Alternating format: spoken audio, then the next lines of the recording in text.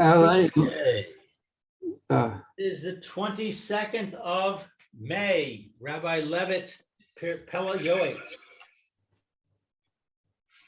Okay, so I actually we were left off the other day with this paragraph with the Pele Yoetz on page 349. He's talking about Tuma. And he's talking about things to stay away from that are tamei. And he brings this Zohar.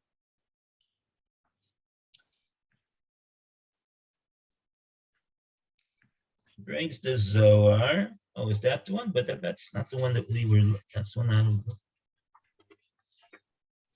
Oh, maybe it's on the next page. Yeah, it's on the next page. Actually, it's what we were talking about was the first paragraph on page 350.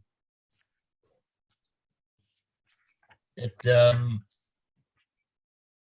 he says over here in the end of the fourth line over there, even more so, a person has to be careful to avoid contact with his wife when she is a nida.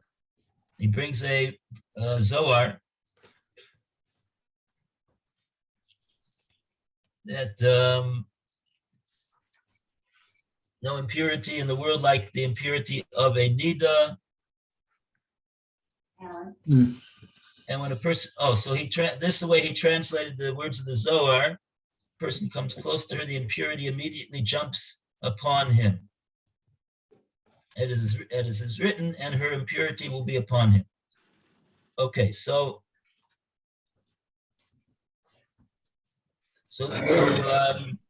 what we wanted to know is the language of the Zohar. Makes it sound, especially the way the translation has been translated over here, that even without actual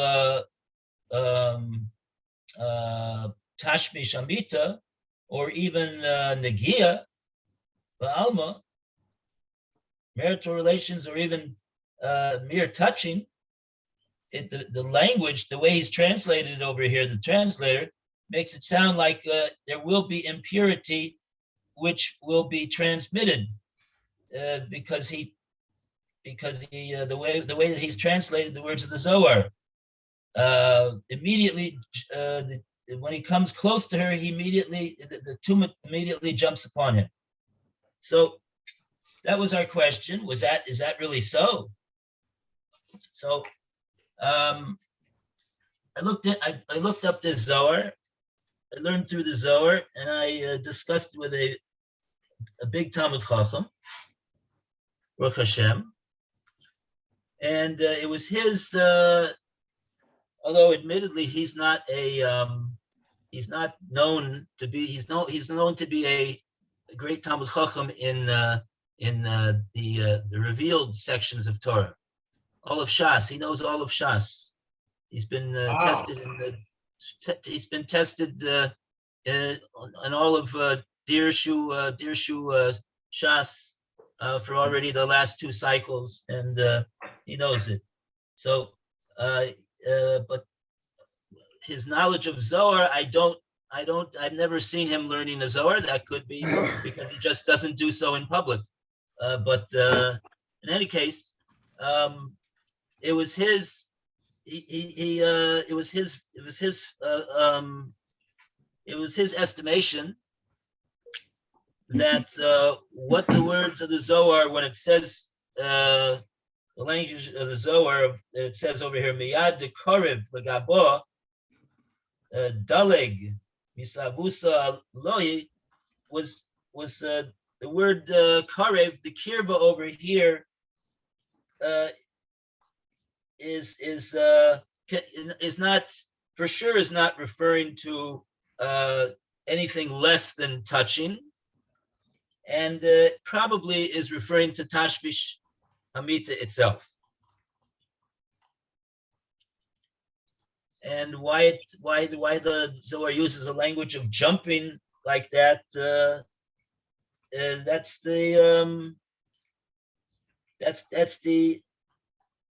based upon the pasuk. The pasuk says "V'seheni dosa olav," that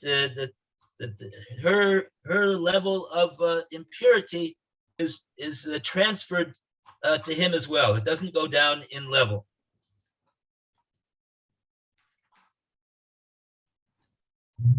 So that's the story with that, as far as I can see. So in other words, we could translate this differently. We could say, when a person touches her, the impurity immediately transfers upon him. Yeah.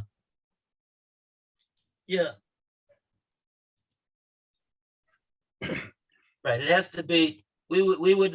That's what he was understanding. That what the Zohar is talking about is not inconsistent with the halachic guidelines of how tuma is transferred. Tuma is transferred through tashmish. Tuma is transferred through negia, different levels, but it cannot be a non-halachic transfer. That's what his estimation was.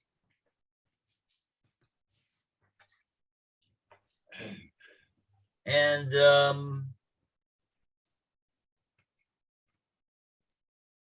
okay, that's basically what we're saying over here. Well, thank you for looking that up, Rabbi. Okay, you're welcome. Yeah, it was quite an amazing. I looked at the whole Zohar. Yeah, it was quite amazing. Okay. So now we go to the next paragraph, 350 in the Holy Zohar. And Roy, would you like to continue? In the Holy Zohar, Parshat Tazria, Daf 50, the sages said, the Gentiles who worship idolatry build buildings for their icons and abominations. When they begin to build, they mention words of commencement. Once these words were uttered by their mouths, the spirit of impurity entered the building. When the work was completed, it was concluded with this spirit of impurity. Therefore, whoever builds a structure needs to mention with his mouth when he starts construction that he is building this edifice for the worship of the Holy One, blessed be he. Then divine assistance will rest upon the edifice. The Holy One, blessed be he, will instill his sanctity, and he will declare, says Eov, and you will know that there is peace in your tent, and you will visit your home. A person needs to articulate this at the time he is building, and through this, nothing will be remiss. If he does not say this, then behold, the forces of evil, the Sitra Achra, are ready to dwell upon his house. Consequently, as long as the building stands, the spirit of impurity rests upon it, and whoever dwells in it could be harmed. What are the forces of evil referring to?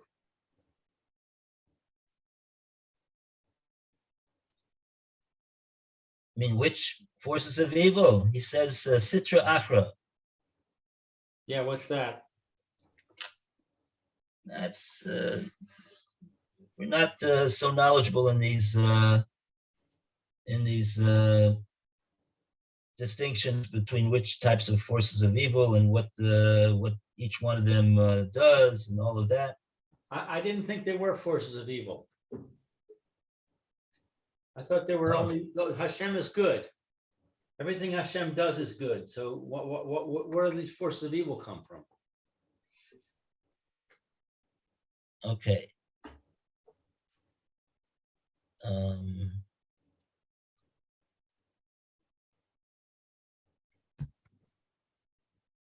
you have heard of such a thing as the Yetzer Hara. Yes. But the Yetzer Hara has, we say, b'chol levavechem, with your Yetzer Hara and your Yetzer Hara, that the Yetzer Hara has a positive function and can be used for good. And okay, so it's not, I wouldn't consider it to be a force of evil. Can I add something here? I have something about it. Okay. This, Yeah. Kabbalah divides everything in this world into either Sitra to Kedusha, the side of holiness, or the Sitra Akra, the side of impurity. So that's the basic part of it. Literally meaning the other side, or the other side of Klippa. There is nothing that is in between. Every thought, speech, action, or creation has its source either in Kedusha or Klippa. So it's not good and bad. It's holiness and impurity. It's not good and bad.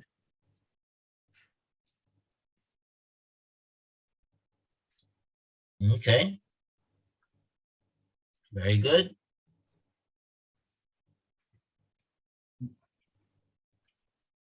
My point with the Yetzer Hara is that, and really the truth of the matter is it's also true of the Yetzer Tov. A person could use the Yetzer Hara for avodas Hashem.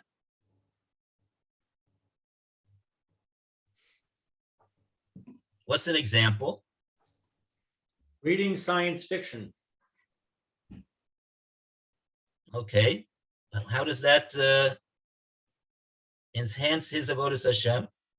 So I have a Yetzer Hara to read trash books that are trash. I love them. So I find that I can find every excuse in the world to read a trash book. So I take that ability that I have to find these in these moments, like when I'm waiting in line, or when the rabbi goes to get a book, and I already have the book, and instead of grabbing a trash book, I grab a Torah book. I only allow myself to read the trash books in the bathroom now, where I can't read a Torah book. So I've taken that drive that the Yetzer Hara gives me to read the trashy books and converted it to read Torah books.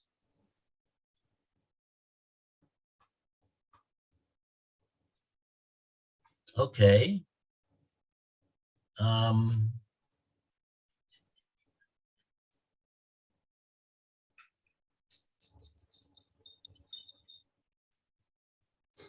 Okay. What I was saying was that just a person can use the, let's say a person has a midah of gaiva. Okay, he's got a midah of gaiva. He has a midah of taiva. Right, a certain level he has. Are those things good? Oh, they're not good, are they? Not good to have taiva or gaiva. Well, one could use those attributes, characteristics, drives that one has for the sake of Torah learning. How so? Like the Gemara says, L'olam yilmud Torah, L'osa mitzvahs, afilu shelo lishma. Always, in all circumstances, a person should endeavor to learn Torah and do mitzvahs, even though he's only doing it because of his gaiva, or he's only doing it because of his taiva. There was a whole discussion I heard Erev Shabbos, actually. There was someone that had a program, a podcast, and he was talking about all sorts of what he felt were improper things that were happening in Klal Yisrael, and he brought on a very distinguished Rav, who was the Rav of one of these shuls, and he said, "What do you think about this activity of what did he say? They roll. I don't even know what this is. Rolling. You roll your own cigar, like a fancy cigar, and like you have a seder. They learn they learn something there at night, and then after the seder or before the seder, I don't know, maybe even during the seder. I would doubt it though. They have this over in the coffee room. You can roll your own fancy cigar or something like that." So the Rav said, the interviewer was expecting him to say, "Oh yes, this is a terrible thing. We shouldn't mix Torah with things like that." And he said, this is a way that we have to get the Balabatim to come to the shul and learn, because if we didn't have, he didn't say, we were going to offer them X, Y, and Z, things that are mamish usr in order to learn Torah. Of course not. That would be a mitzvah b'avera. That far we don't go, of course. But if he's going to, and the guy was saying, the interviewer was saying, "Oh, it used to be, just soft drinks, and then it got to be cholent, and now it's rolling, fancy cigars. What's going to be next?" Like a type of a thing, So the Rav, poo-pooed it. He said that this is what it says in Chazal. It says that we use people's, so to speak, bad midos in the service of Torah, and so that's a way to use the Yetzer Hara. Oh, the Yetzer Hara is a bad thing, right? Yes, of course. It's not good to be a Baal Gaiva. It's not good to be a Baal Taiva, to run after one's Taivas. But there's a certain way that we can use it in the service of Torah. So that's how we do it. So if you say, "Oh, the Yetzer Hara is bad," it's bad. So how can it be that Hashem is everything in the world is perfect? It's a perfect world. Well, the answer is that everything here could be used in a proper way. And the truth of the matter is without the Yetzer Hara, without the forces of evil, so to speak, the Sitra Achra, there's no free choice. There's no war. There's nothing to it. You can just kick the ball into the place and get a goal when the goalie's not there. So big deal. You don't get any reward for that. And that's the way Hashem made the world. He made the world that we earn our keep. And that's the whole, that's where the Yetzer Hara comes in. So that's the way it works.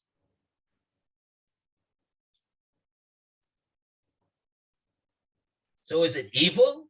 Are the forces of evil? Well, if you fall prey to them, that's not good. But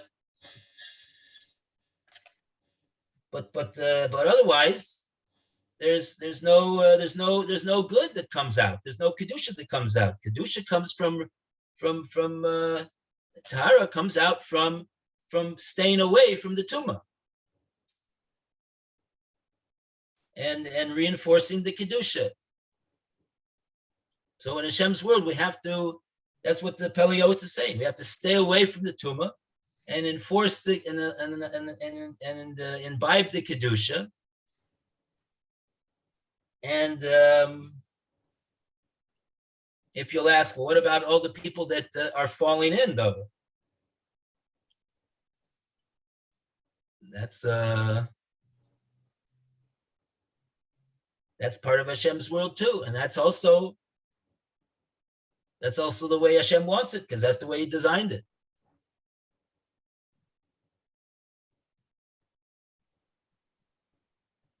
But maybe even like that, we could appreciate what the that's all also for the purpose of Shemaim, because we see that the negative effect that it has, and then we're encouraged to thank Hashem that we can distinguish between the Tuma and the Tara, and to choose the Tahara, to choose the Kedusha. So B'Kitzer, the answer is that the forces of evil have to be here. They have a purpose in the world, obviously, and they're all totally under Hashem's jurisdiction, of course. And in Hashem's perfect world, that's the way it is, and that's the way it is. But it's for the sake of the quote Shemaim coming out. Because even the Sitra Achra, even the Yetzer Hara is ultimately a service of the honor of Hashem.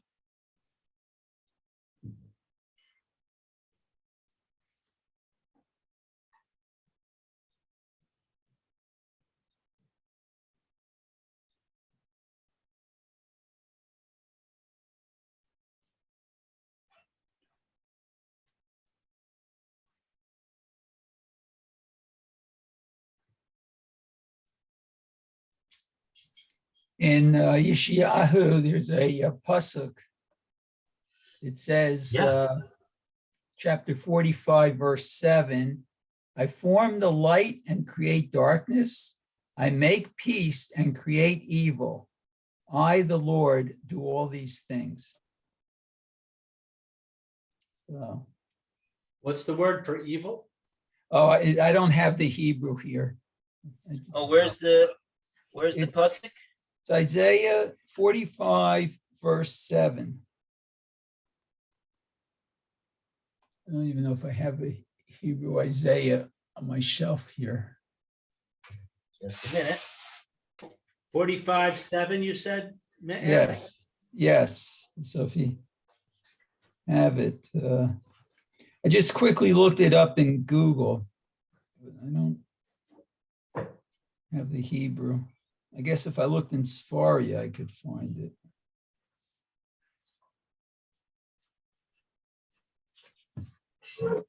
Let's go get it. Isaiah real quick.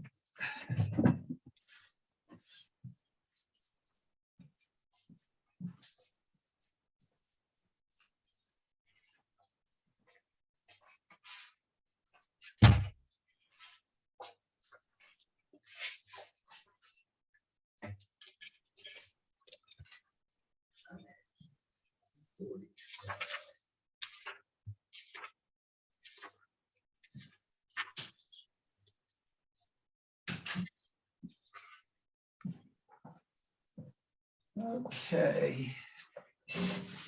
Let's see what Art Scroll says. The word is Ra, Ra. iron. So the question is, does Ra mean just bad or does it mean evil also? I guess.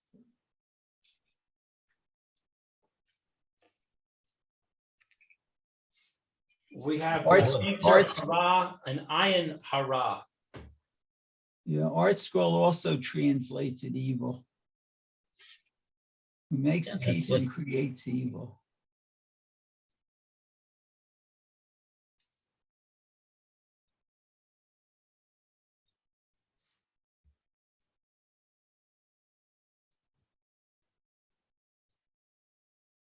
That's what we say in davening, though.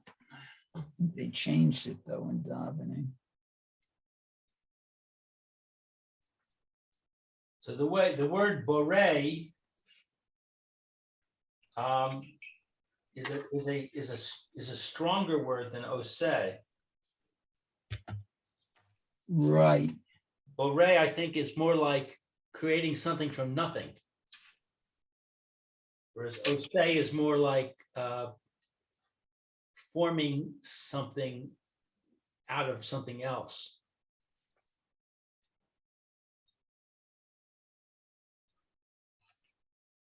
So when we say after Baruch Hu, the bracha says Shalom uvarei hakol, Art Scroll references this pasuk, although it's not, it's changed a little in the davening. It's changed a little bit. Yeah, interesting. Instead of et hara, it says et hakol. Right. Which I think what you're saying, the first, the uvarei, he creates or forms light and creates darkness. I think that's also similar. Right. Yotzer. Yeah. So we have three words. We have Yotze, we have Osei, and we have Bore. Yeah. Yeah.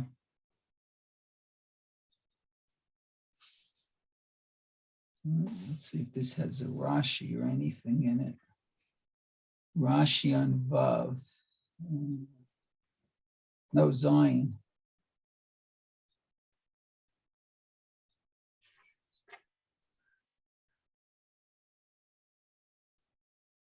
So Rashi says Yotzer or is Litzadikim for the righteous ones.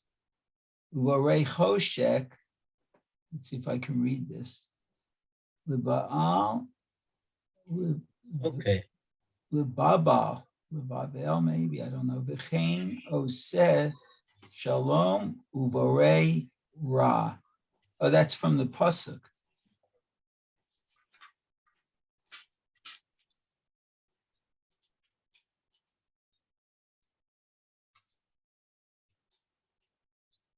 Okay, so if you take a look at this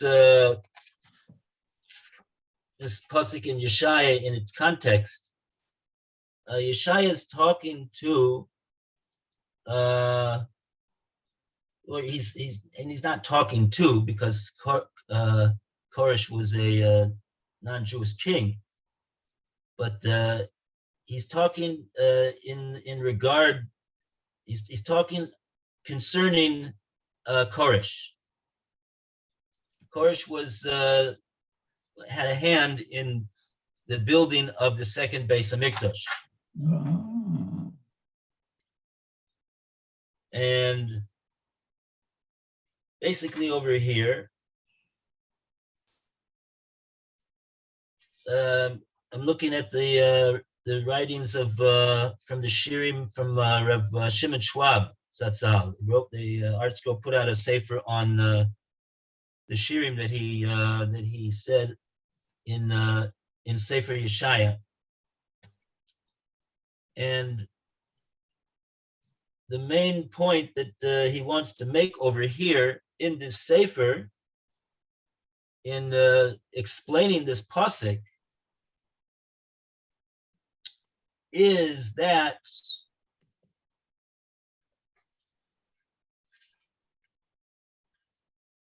it's not like the nations of the world believe, that the way they explain the presence of good and evil is to say that what? Is to say that there's avodah zarah. What does avodah zarah mean? That there's not one Hashem. There's not Hashem Echad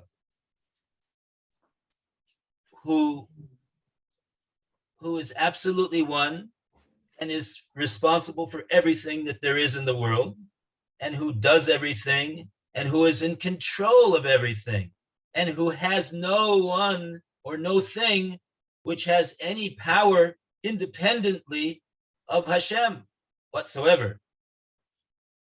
And so therefore, the way that the nations of the world deal with the presence of good and evil, so to speak, is to say that there is the good gods, and then there's the evil gods. There's opposing forces, good and evil, in the world.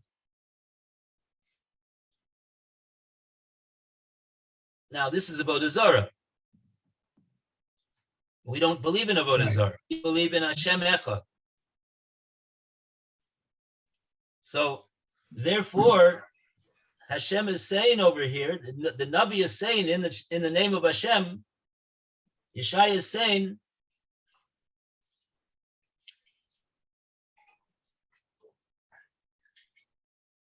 that Ani Hashem ve'ein od.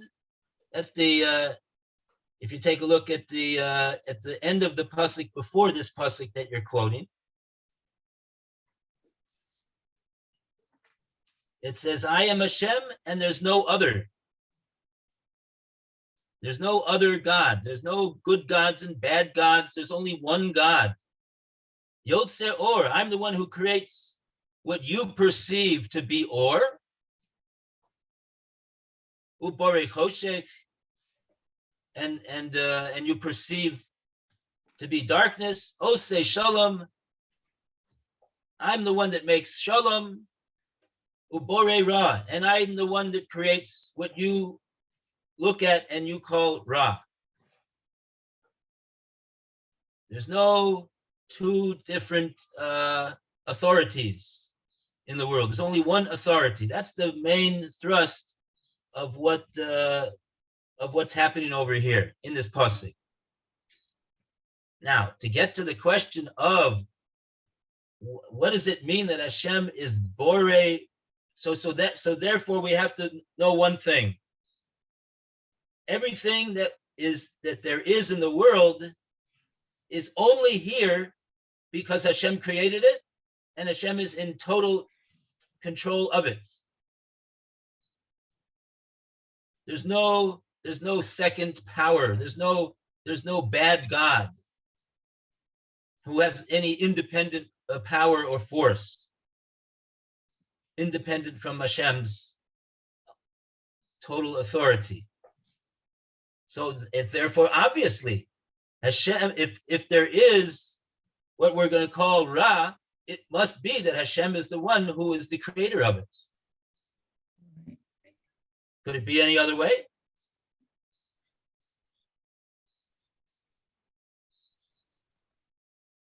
Well, you could say that people create Ra. People do bad things. And Hashem allows us to do bad things so that we have free will. That might be slightly different from saying Hashem creates Ra. But is that what this pasuk is referring to? That Hashem gave free will to people? I don't think so. I don't think so either. That's not what it's talking about. I'm just answering your question. You said, is there any other way?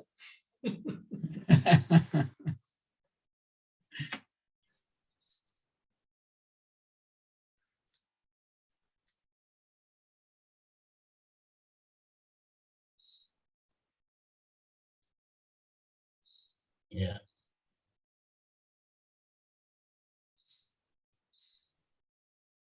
So that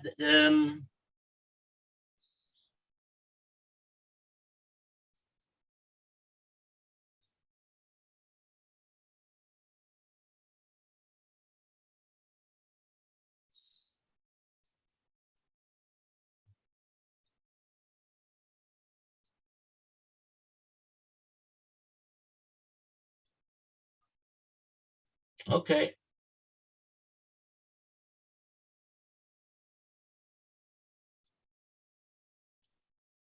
See, this is the thing. Here's the thing. It's really the same thing as when we see things in the world that looked evil to us. How did that happen? So your explanation is because Hashem allows people to do evil.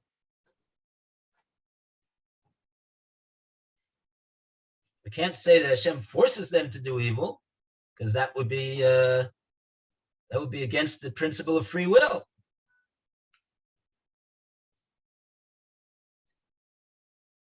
So we, what is that called? That Hashem creates evil.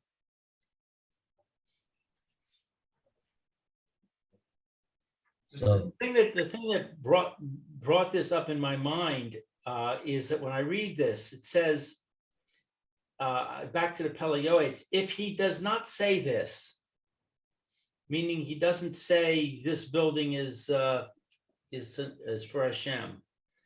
If he does not say this, then behold, the forces of evil are ready to dwell upon his house. It sounds like there are these independent forces of evil that are moving in on him.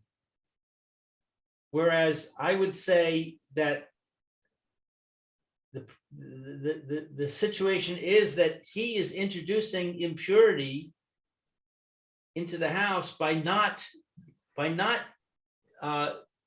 proactively introducing purity, by reaffirming his commitment to Hashem at the time of the dedication of the house.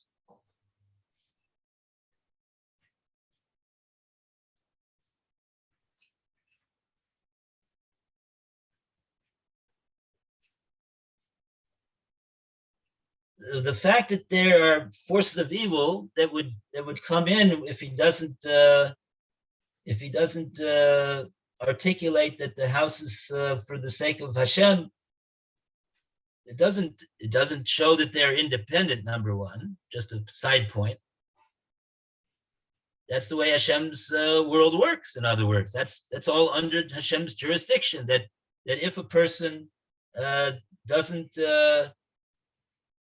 invoke kedusha into his house by articulating at the time of the building that this building is for avodas Hashem. So then it's not that these forces are independent of Hashem. That's the way Hashem made the world. Hashem made the world in such a way that if he doesn't, if the person who's building this house doesn't articulate in the proper way, so then these Hashem has arranged that these forces are going to invade, but they're not independent of Hashem. They can't do anything independent of Hashem's will. That's Hashem's will.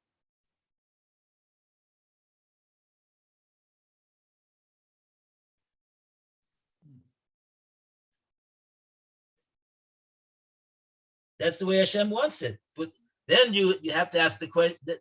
That's all. I don't see any contradiction to. I don't see it being a proof that they're independent of Hashem.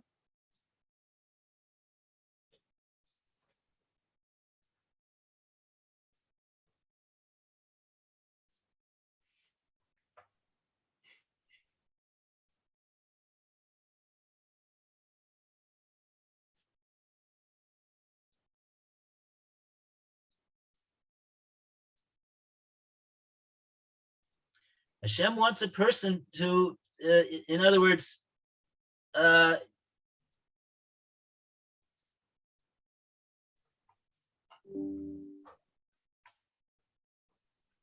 person has to actively bring into his house and also into himself purity and holiness, kedusha and tahara. And it's not simply enough that he just does the building, and he didn't say, and this building should be dedicated to evil and bad things and blah blah blah. It's not enough that he doesn't say that. He has to have the intent and even to speak it out. That it's for kedusha and tahara. This building, it's for avodas Hashem. It's for HaKadosh Baruch Hu.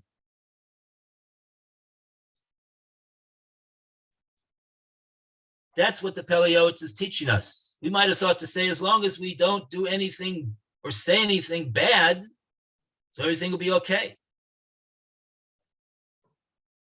So Hashem made he's teaching us, the Pele Yoetz, that Hashem made the world in such a way that we have to actively and verbalize our intentions in our actions, that they are for the specific purpose of Avodas Hashem.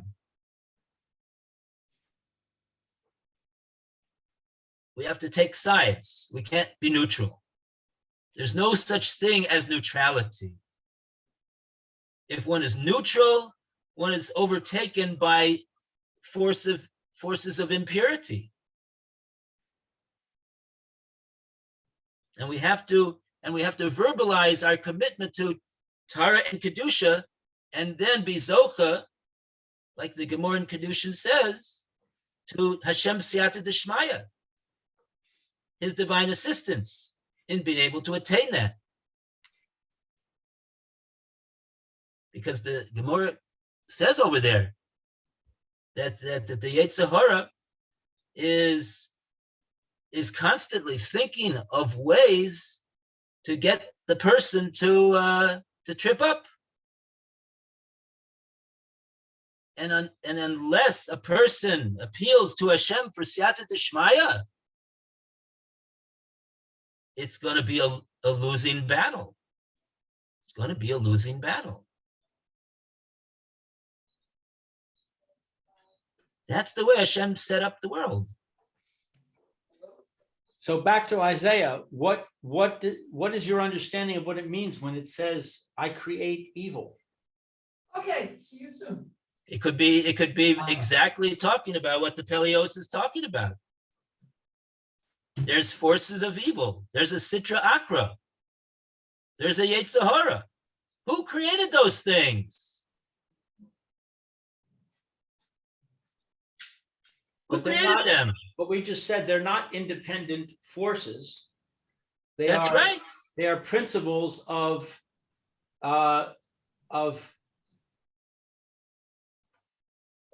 requiring proactivity as opposed to neutrality. There are principles. It's a principle that says you can't be neutral. It's not only a principle; it's an actual creation. But it's not evil. Why is it evil? Why is it Ra?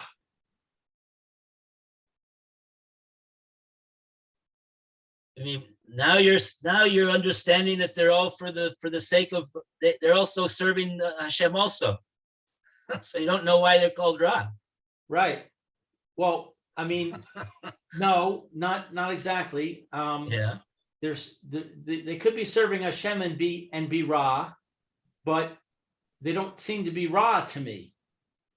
They seem to be guiding forces that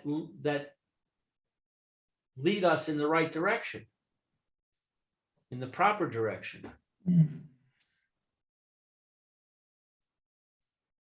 Right. So I wouldn't call them Ra. In what sense are they Ra?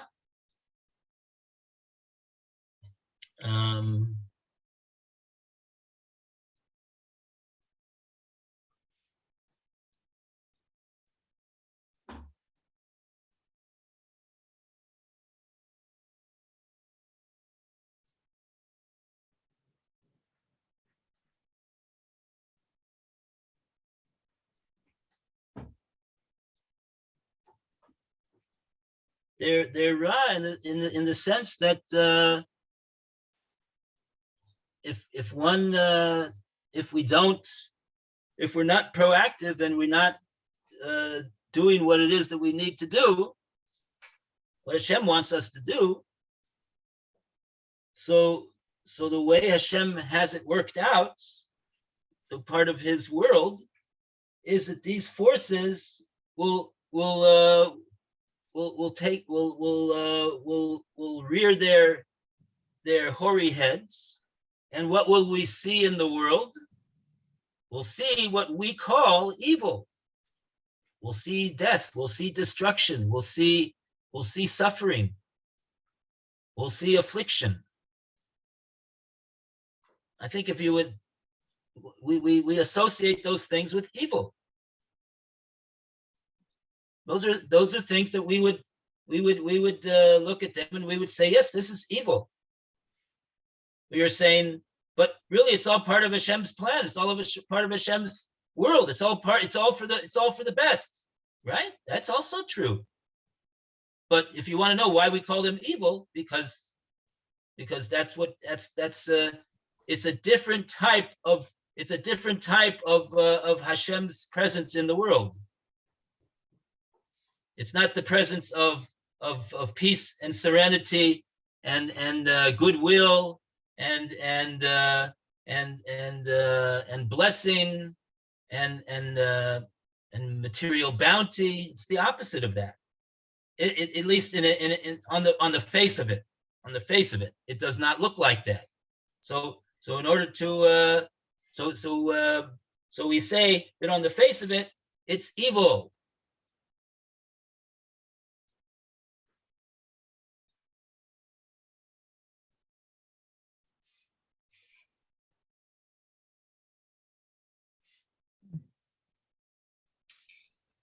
Okay. That's it. That's it. It's Time's up. 11:32. Okay. Time is evil. See you later, Lou. Okay. Okay. Have a good day, everyone. Okay. Have a good All the day. best to Mayor. Thank you, Rabbi. You're Yasher well. koyach for that Marimakum Mayor. Okay, Isaiah thank you. 45:7. Yeah, that's a good reference. Thank you. You're welcome. Okay, we'll be back. There's Hashem.